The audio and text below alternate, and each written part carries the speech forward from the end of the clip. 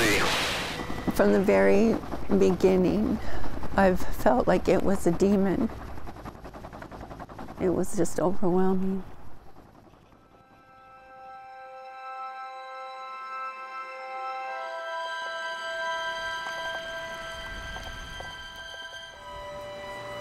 Well, March the 22nd started off like just any other day.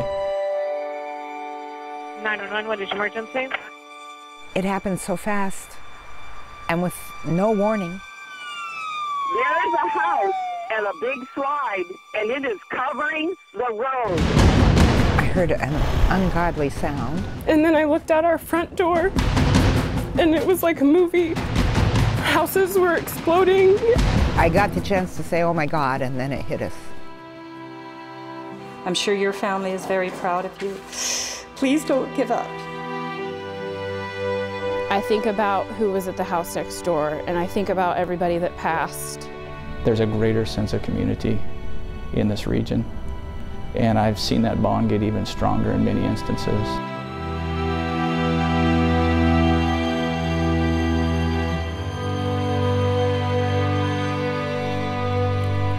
I grabbed her hand and I told her goodbye. I don't take life for granted. I realize that it's fragile and that the unthinkable can happen at any time, at any place, just like it did in Oso, one of the most peaceful places there is to visit. You're watching a King 5 special presentation. Oso's Journey, Strength and Survival. It was 10:37 in the morning, March 22nd, 2014, when the hillside behind me here in Oso collapsed. 43 lives were swept away. To mark the anniversary of that devastating day, for the next hour, we'll check in with survivors, first responders, and the families of the victims. This past year has been a journey of strength and survival for this small community. Here's King 5's Heather Graff. It hangs in the air, like the fog floating high above the Cascades. A question often asked of those who call the Stillaguamish Valley home. Where were you, and what were you doing on that Saturday morning in March? I knew it was big, but I didn't know how big. The morning life in this serene, picturesque place took a dark turn. Right over here. Jeff and Jan McClelland were here. Let's milk them. Come on, come on, come on, come on. They were doing just this. Husband and wife feeding the goats that are both their family and their livelihood. Come on, baby girl. On a piece of property not far from Darrington. 7 days a week during the milking season, so. Jeff remembers the rain had finally stopped falling. It was the first dry day they'd had in weeks, and it was a busy one. Jan had gotten up early to help deliver 2 new additions to the herd. Anyway, she had 2 healthy babies, and it wasn't too long after that. I hadn't even cleaned up or anything yet when the pager went off. That's the moment when these full-time farmers and part-time firefighters first got word. 911, what is your emergency? There was a mud fight or something. Hundreds of trees have fallen outside of my house. The report of a landslide on State Route 530 that initially was almost deceiving to the McClellans and every other emergency responder in the area. Because while it's not uncommon for prolonged periods of wet weather to cause slides in Snohomish County, more often than not, there is minimal damage. What I remember is that, just that I didn't think I'd be gone that long when the page went out. It was a single engine response, mud on the road, barn roof on the road. So Jeff said, it's just single engine, you stay here and I'll go. But this time, they soon learned the Stillaguamish River was completely blocked. We're hearing more victims out here. The 911 calls kept coming in. Oh yeah, man, I got a big emergency. Each one more panicked 911, emergency? than the last. There was a big landslide. Oh, okay. It's about mile marker 38. There's a landslide and everything's gone. The houses are gone. Jan knew then she had to join Jeff. Their neighbors in Oso were hurting. I had phoned Jeff, who was traveling down in the fire truck, and he told me to bring our Swiftwater gear. Several muddy miles later, nothing could have prepared them for what they saw next. A landslide so big, it swallowed a neighborhood and a highway. It's gone. 320 acres of devastation stretching out as far as they could see. It's the kind of event you would never in a million years think that would ever happen. I mean, a mountain fell down and, wiped out a whole community of people. And it was so extreme. A possible victim to the south of us. So extreme, it was the first time in Jeff's nearly 2 decades as a firefighter that he found himself choking back tears as he worked. Adam, back up to that driveway. If you got your swift water gear, put it on for me, please. That's him. Give us 4 manpower if you can. Radioing back to the command post. I can get to the patient that's seriously injured. About a patient by the name of Mark Lambert, who loves fishing so much, it's hard to find a photo of him without a prized catch in his hands. He basically has one arm amputated at the present time. For Jeff and Jan, the stakes had never been higher. We don't expect this. I don't think anybody really ever expects it. It was overwhelming. It was gut-wrenching. And I turned and I put my head down and I started crying. And perhaps the worst part, it was only just beginning. You ever have the feeling that you feel like you didn't do enough? 4 hours after the Oso landslide, this is what emergency responders were dealing with. This was ground zero. What you're looking at is what used to be the area where Steelhead Drive used to be. Yet the voice you hear in that cell phone video doesn't belong to an emergency responder. Talk or anything like that. It belongs to Dane Bruner. All I could tell her was, this is bad. A guy born and raised in Darrington, who had driven State Route 530 so many times prior to the slide that on March the 22nd, see, it's this devastation. He had a feeling. Somewhere out there is my sister. This might end badly for his family.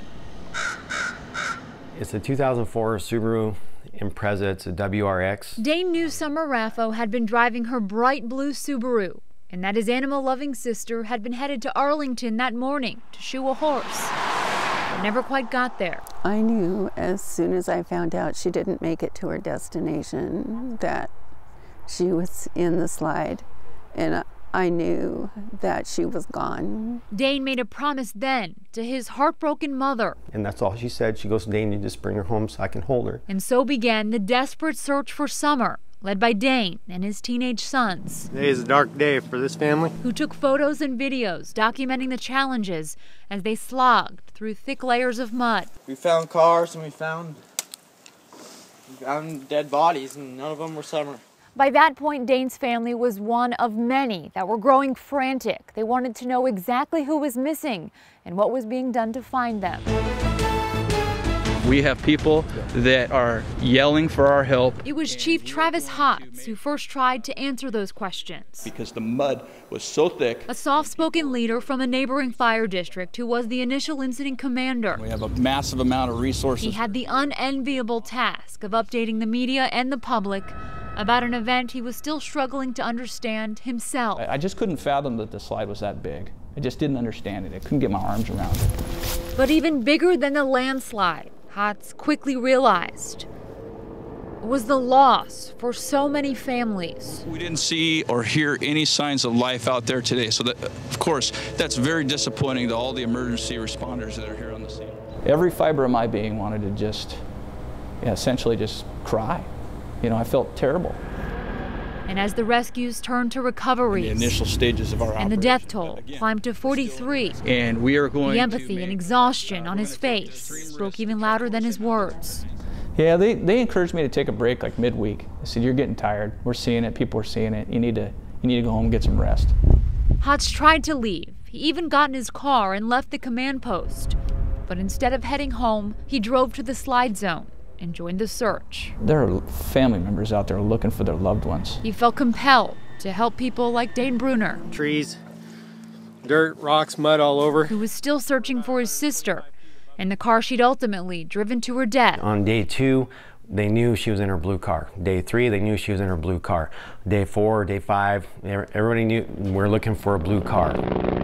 It was deep into day 5 when someone spotted that first sliver of blue paint. This is what was sticking up out of the mud. Though beyond that, Summer's Subaru was just a ball of twisted metal. The glass was all blown in onto her. The roof was gone, the hood was gone, the trunk was gone. But still in the driver's seat, and buried beneath 6 feet of mud sat Summer Raffo, and a promise fulfilled. I unzipped the bag and I grabbed her hand and I told her goodbye for my mom first, because that's what I knew had to be done. Dane then shot one last video on his cell phone of his sister finally going home. But even as he watched a helicopter take her body away, even as he hugged his sons who helped him find her, Dane felt that same calling Chief Hotz experienced earlier that day. She was number 17 to be found. He could not walk away as long as he knew there were other victims still missing and other families still hurting. To me, that's the ultimate sense of community. Their belongings were just scattered. In the end, Dane spent 39 days digging through the debris. We made it happen. We were determined. Selflessness and strength we saw over and over in Oso, where the landslide that tore so much apart now was bringing people together. Helping your neighbors get through a tough time. It's one of the neatest things I've ever seen. I heard an ungodly sound, and I said, what's happening? Is a 747 going to crash land in the valley? And we ran to the window. I turned to my right and I saw a wall of mud coming toward us. And I got the chance to say, oh my God, and then it hit us. Robin Youngblood's cry for help was answered in the form of a helicopter that plucked her from the mud. She called it a godsend in the sky, and you might say the same after watching video of her rescue. For now, we're going to bring all patients to this LZ. Because when the men inside that Snohomish County helicopter flew over Oso on March 22nd, they saw a landscape that was unrecognizable. And then, in the midst of leveled homes and trees tossed around like toothpicks, we were actually only in the water for maybe an hour and a half, 2 hours. They saw Robin. And then the helicopter came and got us out of there. As crews hoisted her into the air, shivering and scared, Robin looked down on what used to be her neighborhood and knew then she was one of the lucky ones. There were so many others who were so gravely hurt, let alone those who didn't make it. She also knew her rescuers could have stopped there, but didn't. They saved this mud-covered painting at Robin's request. It depicts a Cherokee warrior. It's been in her family for generations, and now it is essentially all she has left. The only thing she owns that wasn't destroyed in the landslide. It's a picture called Wolf Vision, and it's a night warrior, and for me it was like, okay, he's telling us that this is dark, but we're going to be all right. We're going to come out to the light. Robin was clinging to the painting when they found her, and she clings to it still. It says it all. Even today. Yeah, it tells the story. The story of a rescue that was only just beginning. Robin climbed out of the helicopter, and immediately it returned to the slide zone. 4-year-old Jacob Spillers was the next to be spotted, and after flying him out, that godsend in the sky went right back to work. I know that God was with us because as it was going, I cried out to him and I said, please save us. Her bloodshot eye and the casts on Amanda Scorionce's shattered legs as she spoke from a hospital bed several weeks later tell you the helicopter crew got to her in time as well. Who do we got? But the video and audio of Amanda's extrication make it clear that even as she was being strapped to a backboard, She have any back injury? her own injuries were the least of her worries. She had a baby with her when we come in. Where's the baby? Already out. Baby Duke was just 5 months old the day he rode out a landslide wrapped tightly in his mother's arms. It carried them nearly 600 feet, and when the earth finally stopped moving, Amanda knew her baby was in trouble. He was dirty and a little blue, and I thought I was losing him. So I would give him little sternal rubs, and I would pat on his chest, and I'd say, stay with me, bud. And then I'd ask God to not take him in front of me. The 25-year-old mom was pinned, her ankles crushed beneath furniture and what was left of her home. So she had no choice but to place her whole world in the arms of a stranger, seen here, carrying Duke to safety. Then Amanda waited in agony for the helicopter that would pull her from the mud, take her to a hospital, and reunite her with her baby. And that's it? Nobody else? Okay. Amanda Scorians. The next few months for mother and son would be a constant cycle of hospital visits and physical therapy. Oh, are you sleepy? The skull fracture Duke suffered in the slide means doctors have to monitor him closely, while x-rays show you the screws that are now holding together. Put your foot over next to that, please. Amanda's shattered ankle. She's been through 10 reconstructive surgeries already. Maybe bend your knee to 90 for me. And they're far from finished. That's pretty painful for you. I'm sorry. It never gets easier. I realize that pain's gonna be forever, but it just sucks.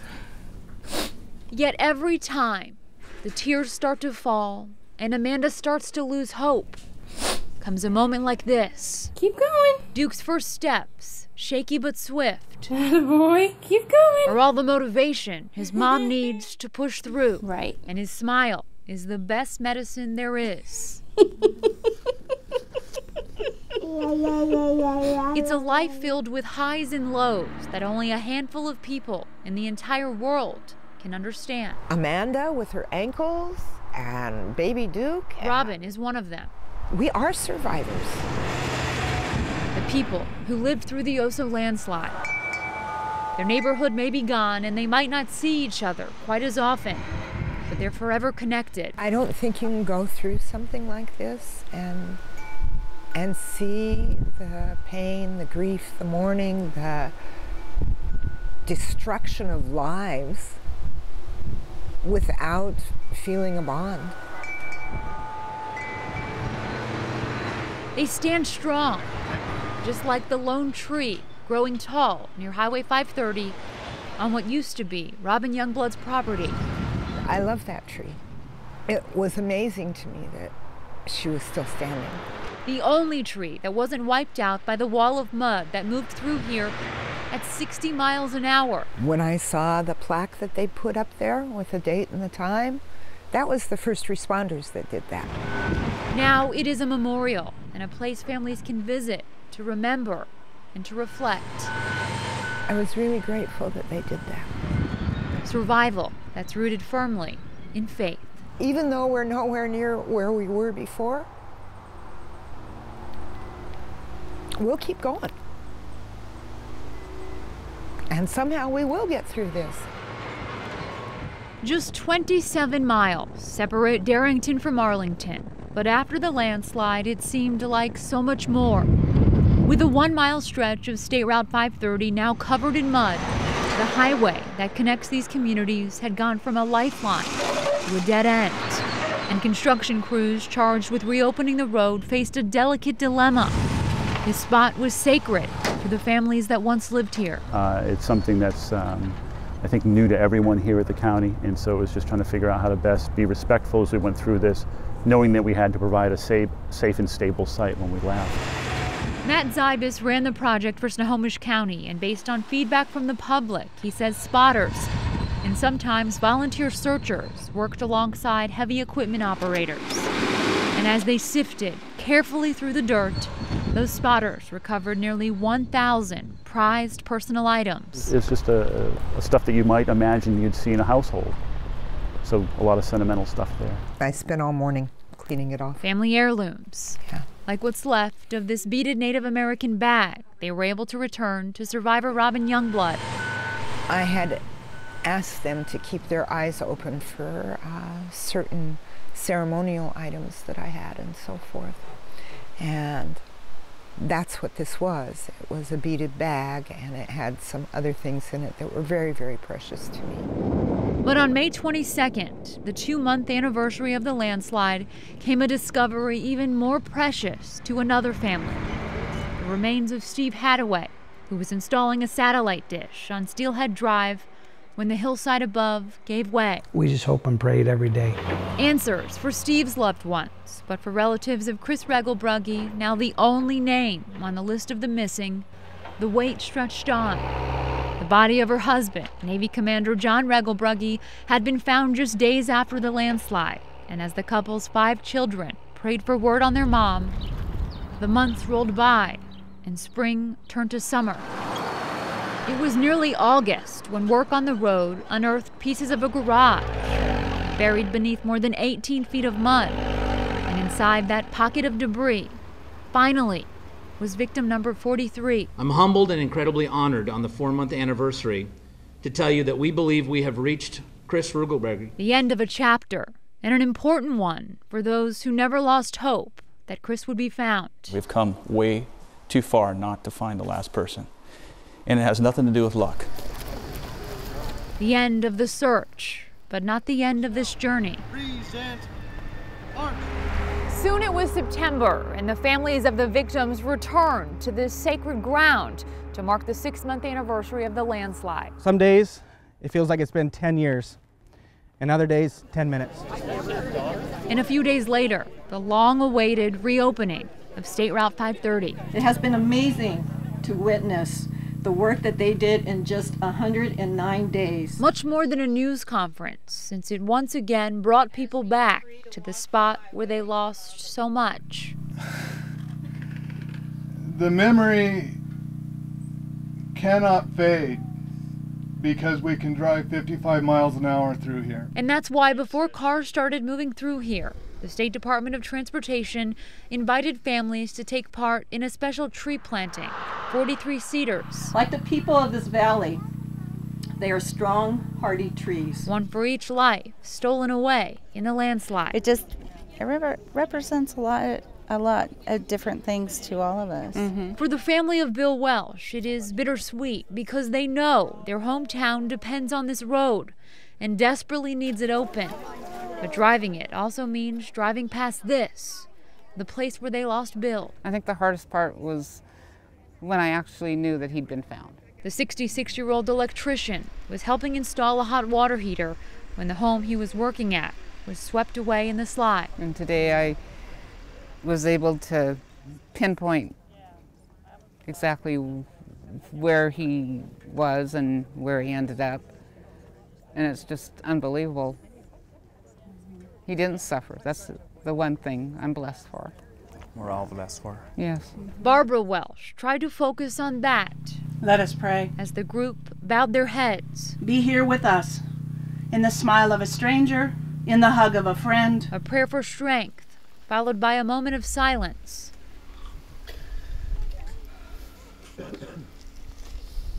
And ultimately, the removal of a roadblock to progress in this community. Another week. Baby steps. The Darrington mayor perhaps said it best. We, the people here, have to make sure that this memory and this tragedy cannot be forgotten or wiped away from hearts. And so they vowed to honor and remember the victims each time they drive by the site of the landslide. Every day. It's been something. Not a day goes by I don't think of her. Not a day goes by that my mom doesn't think of her. Just 27 miles separate Darrington from Arlington. 27 miles on the long road to recovery. Yeah, you'll always remember. In a place where normal no longer exists, comfort can sometimes be found in tradition. Oh yeah, I come down here a couple times a day. And while the coffee at Arlington's Bluebird Cafe is the same stuff they served up long before the landslide, it's not the menu that brings customers back. It's the people. I don't try to come when it's really busy. And companionship. I could live anywhere in the country I'd choose to live, but this is home. Just about everyone who walks through the door has a personal connection to Oso. That great big tree that's there, the big spruce tree, we climbed out when we were little kids. And over the past year, It's just overwhelming. so many of them have sat down in these booths and talked. That area right there, being gone like that's kind of hard to see. about the disaster and the devastation. We love each other. And what it really means to be oh so strong. Something happens, you don't tuck your tail and run. I mean, you dig in and, do what needs to be done. You see your community unified. Darrington Mayor Dan Rankin joins the conversation just a few tables away. Very much a feeling that we are not alone, no matter how horrible the circumstances may be. We're not alone. We're here tonight because we want to help. A sense of community. We recognize that our resources are limited. That emerged in the hours immediately following the landslide and has grown every day since. Lord, I pray that those who are hurting and that have needs, that they'll find a way to let others in, to let others be a helping hand. There were benefit concerts and fundraisers, one after another, that raised money to help the people who were hurting and raise the spirits of all who were listening. We needed to bring ourselves together. Rankin says he worried about the children most of all, kids who showed off their strength at this middle school carnival and showed us all how to smile. We have a game called JoJo's Game for Jojo Manguel, and it's like a duck dash game. The Oregon Ducks were his favorite. Even as they honored a classmate who died in the landslide. Get it all! The Darrington Rodeo brought another boost to this still hurting town. It's a pleasure to be back up here. The event had been canceled in 2013, but returned in 2014. And after a $25,000 facelift to the arena, the state paid the repair bill as part of a plan to bring big crowds into town and help the area recover economically. It is about moving forward and carrying on a tradition, and this rodeo has been here a long time. And it's great to see everybody show up and be back again today. Come on! High school sporting events took on more meaning as well. Yeah, our first home game of the season and our first since the slide. Mainly because the season for the Darrington baseball team started in April and served as a much-needed distraction for both the fans and those on the field, especially the two players whose homes were destroyed when that mountain came down. We saw that same joy a few months later at Loggers basketball games. We also saw a familiar face sitting in the stands. That's Dane Bruner, and on the court is his son Riley, playing through the pain of his first season without Aunt Summer, who had never missed a home game until the day she lost her life in the landslide. Riley, yay! Woo! Riley hears Summer's voice every time the crowd starts to cheer. These are the moments that slowly brought hope back to Darrington, Arlington, and Oso, where life will never be normal, but life goes on. When it comes to healing, we're not there yet. Even Mayor Rankin had a hard time finding just the right word to describe it. You know, healing is a word that I probably wouldn't use today. The wound for now is far too fresh to say they've healed. This isn't something that we get over with in a year. This isn't something that we put behind us. This is something that we're going to be living with, most of us, for the rest of our lives. But if forever is how long they'll remember the landslide, then forever and a day is how long they'll be there for each other. There's a need, somebody needs help, your friend needs help, you go in and do everything you can to help them. That's just the way it is. That's just the way it is in this community, a place where every face was always familiar. We all knew pretty much everybody that lived there. And now, every face is family. And I think that in itself was an amazing thing. That's what makes it home. Yep, we're getting by. When they said goodbye to his sister, Getting by. Dane Bruner and his family chose to have her cremated. That's exactly where her car was at. And when we asked why, the answer came without hesitation. Basically the third stump out there. Summer Raffo had already been buried in the mud, and her loved ones simply could not bear the thought of putting her in the ground again. It was just overwhelming. It was just overwhelming to think that she had been in there and been buried under that mud for 5 days.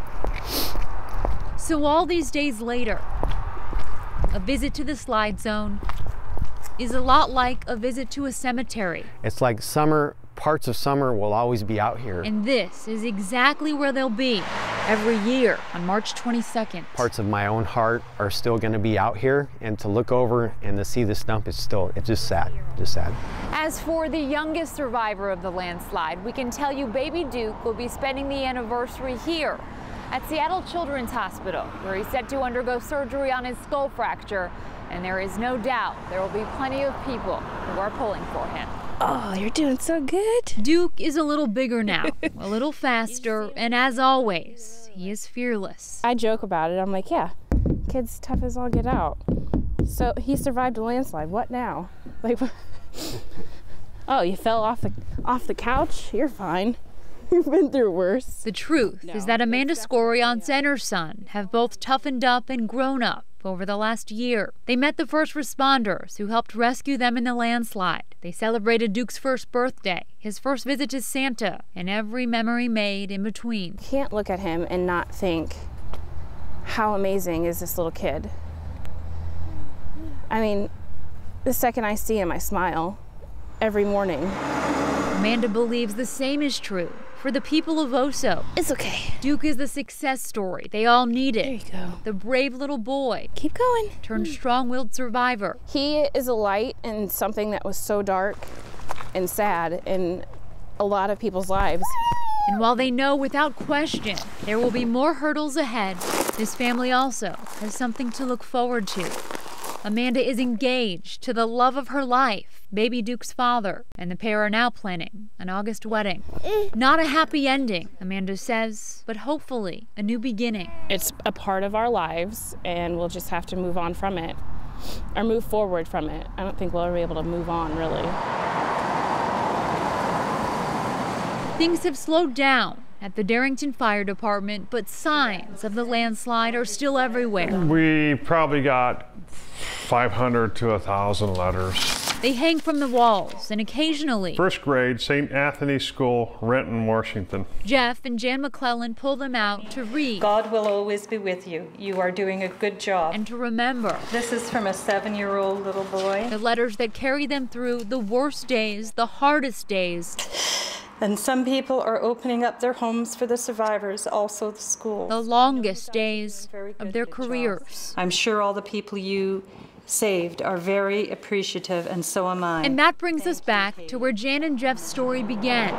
The morning these volunteer firefighters answered the call for help in Oso. And at the same time, I could hear other people screaming in different places. Remember that man who loved to fish? The one who was in danger of losing his arm when the McClellans found him?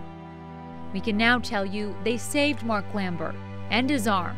Jan and Jeff also gained a lifelong friend. That's worth more than any money could ever pay us. That is worth more than whatever you can get paid. I could never imagine what it is like in Oso after everything that has happened. And while these cards, written by children all over Washington State, were mailed to the fire hall. And then she did a little picture. The McClellans believed they were meant to be shared with Lambert and everyone else touched by the landslide. I'm sure your family is very proud of you.